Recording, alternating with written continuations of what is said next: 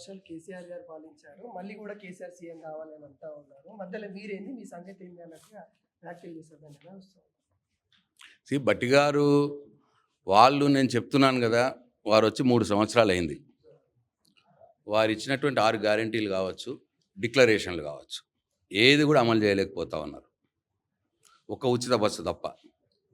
మీరు చూడండి, వారు మాట ఇచ్చినారు ప్రతి మహిళకు 2,500 ఇస్తామని. ఇప్పటికి ఇవ్వలేదు. ఇప్పుడు ప్రతి మహిళకు 75,000 రూపాయలు బాకీ పడ్డారు 30 నెలలుగా. 2,000 పెన్షన్ 4,000 చేస్తామన్నారు, ఇవ్వలేదు. అట్లాగే తులం బంగారం ఇస్తామన్నారు, ఇవ్వలేదు. రైతులకు 15,000 రైతు భరోసా అన్నారు, ఇవ్వలేదు. 2 లక్షల రుణమాఫీ చేస్తామన్నారు, చెయ్యలేదు. అన్ని రకాల వడ్లకు బోనస్ అన్నారు, అది మాట మార్చిర్రు. నిరుద్యోగ భృతిని 4,000 ఇస్తామన్నారు, ఇవ్వలేదు. సంవత్సరంలో 2 లక్షల ఉద్యోగాలు అన్నారు, ఇవ్వలేదు. అట్లాగే విద్యార్థులకు స్కూటీలు అన్నారు, ఇవ్వలేదు.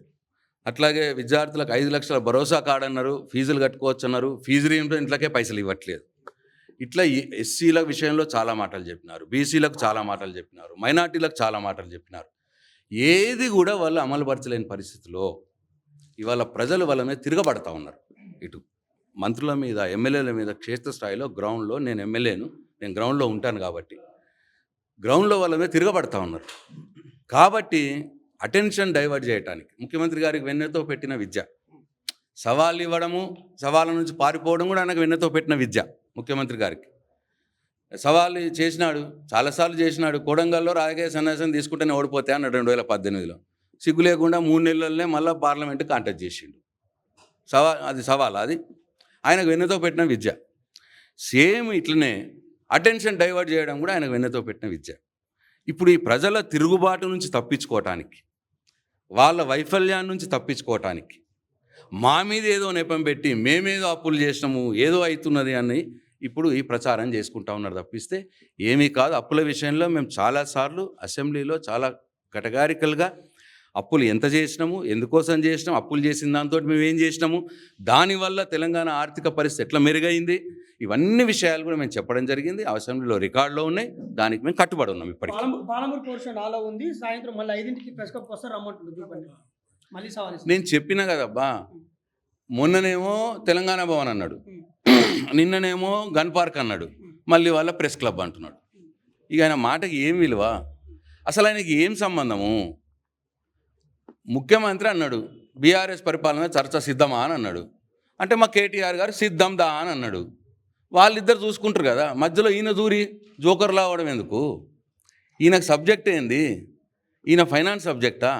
ఈయనెందుకు దూరాలే? ఈయనకేం సంబంధము? దానిలో లెటర్ రాసినాం, చర్చకాని ఒక దిక్కు అంటాడు, మళ్ళీ లెటర్ రాసిండు. ఏం దందనీతి? ఏం అర్థం చేసుకోవాలి ఆయన స్థితిని?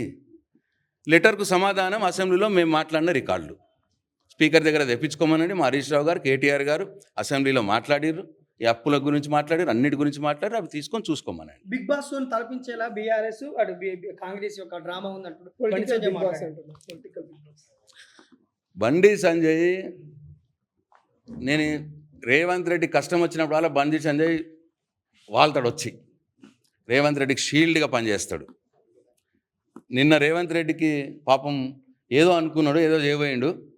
మా హరీష్ రావు, మా కేటీఆర్ గారు, హరీష్ రావు ఇద్దరు చెరువు పక్కన తగులుకునేసరికెళ్ళే ఆయన బిల్డప్ అంతా పోయింది.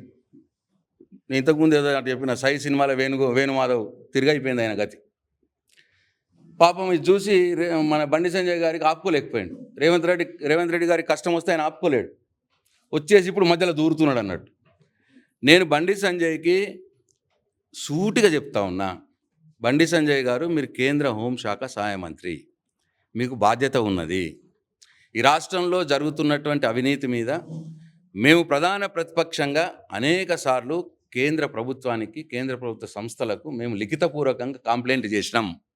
మొదలు అవిటి చర్యలు ఏమైనాయో తెలుసుకోండి, అవిటి మీద చర్యలు తీసుకునే ప్రయత్నం చేయండి.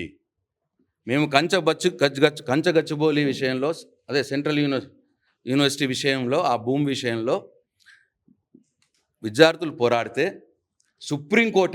సుప్రీంకోర్టు ఒక కమిటీని పంపించి ఫ్యాక్ట్ ఫైండ్ అవుట్ చేయమన్నది. ఆ కమిటీ ఒక రిపోర్ట్ ఇచ్చింది. ఆ రిపోర్ట్ ఎక్కడికి పోయింది? బండి సంజయ్ గారు, ఢిల్లీలో ఎవరి జేబుల్లో ఉన్నది ఆ రిపోర్టు?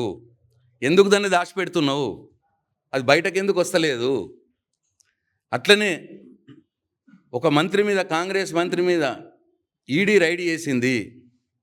ఇప్పటికీ ఆ ఈడీ రిపోర్ట్ ఎందుకు దాచిపెడుతున్నారు? మీ శాఖనే అది. బండి సంజయ్ గారు ఎందుకు కాపాడుతున్నారు కాంగ్రెస్ మంత్రుల్ని? బొగ్గు స్కామ్ మీద మేము కంప్లైంట్ చేస్తే సెంట్రల్ నుంచి, ఢిల్లీ నుంచి ఒక కమిటీ వచ్చింది. ఆ కమిటీ రిపోర్ట్ ఏమైంది? ఎవరి జేబుల్లో ఉన్నది బండి సంజయ్? ఎందుకు దాని మీద చర్యలు లేవు? ఇగో ఇవి మొదలు చెయ్యు, తర్వాత మా దానికి రా.